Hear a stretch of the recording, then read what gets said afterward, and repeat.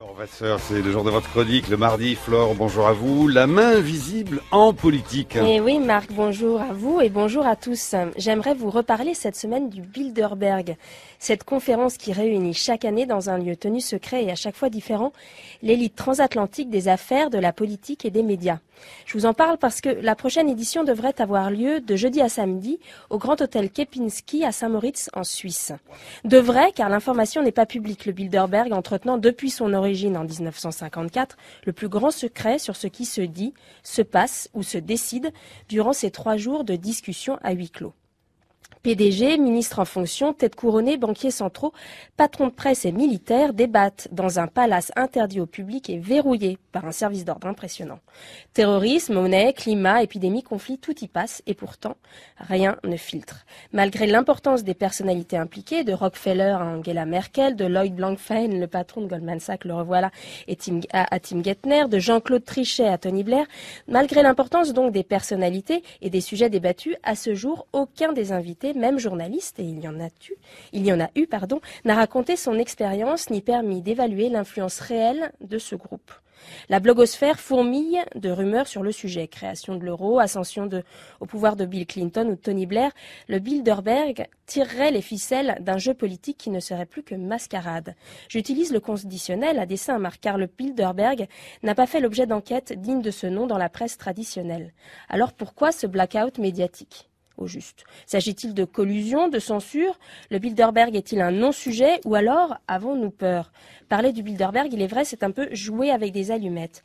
Mais tout de même, pour comprendre un peu mieux, je me suis rendue l'an dernier à Sitges, près de Barcelone, là où se tenait l'édition 2010 du Bilderberg. Et je n'ai rien vu d'autre qu'un hôtel bunker, protégé des regards et de quelques manifestants, par un golf, des hélicoptères et des agents déguisés en altermondialistes.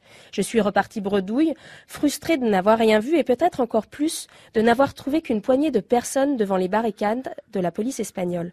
Un peu bêtement, la faiblesse de l'opposition m'avait alors convaincue qu'effectivement, il n'y avait peut-être rien à voir ni rien à en dire. Il y a quelques jours, j'ai rencontré dans son bureau à Bruxelles le président du Bilderberg. La facilité à décrocher l'interview m'a paru suspecte et de fait, Étienne d'Avignon, vieux briscard de la politique et des affaires belges, ne m'a juste rien dit.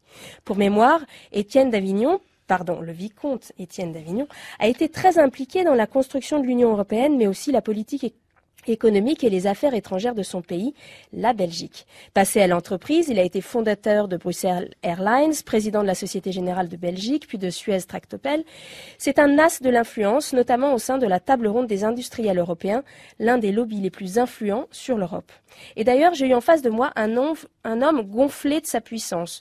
1 heure durant, il m'a servi la soupe d'une organisation Boy Scout, œuvrant pour, je cite, la paix, la justice dans le monde, la meilleure entente entre les peuples.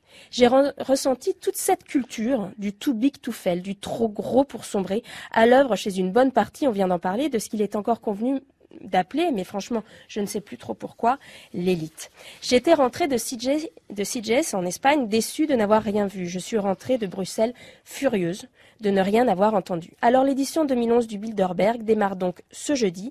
Au programme, sans aucun doute, la Grèce, l'euro et la Libye à sauver, le cours des matières premières et l'Internet à contrôler et le FMI. D'après Étienne d'Avignon lui-même, Christine Lagarde, en campagne pour sa nomination, ferait un saut à Saint-Moritz, probablement pour prendre un thé. Ouais. Dites, vous lui avez offert votre livre. Rappelez-moi, vous avez écrit un roman qui s'inspire directement de cette question du Bilderberg, Flore, mais j'avoue que j'oublie le titre à l'instant. Donc, Comment j'ai liquidé voilà. le siècle. Vous lui avez offert au vicomte Étienne Eh bien d'Avignon, non, j'ai pas osé. Oui, mais c'est petite censure personnelle. Mais alors comment j'ai liquidé le siècle aux éditions des Équateurs. Voilà, merci. Et votre chronique, bien sûr, est à retrouver sur...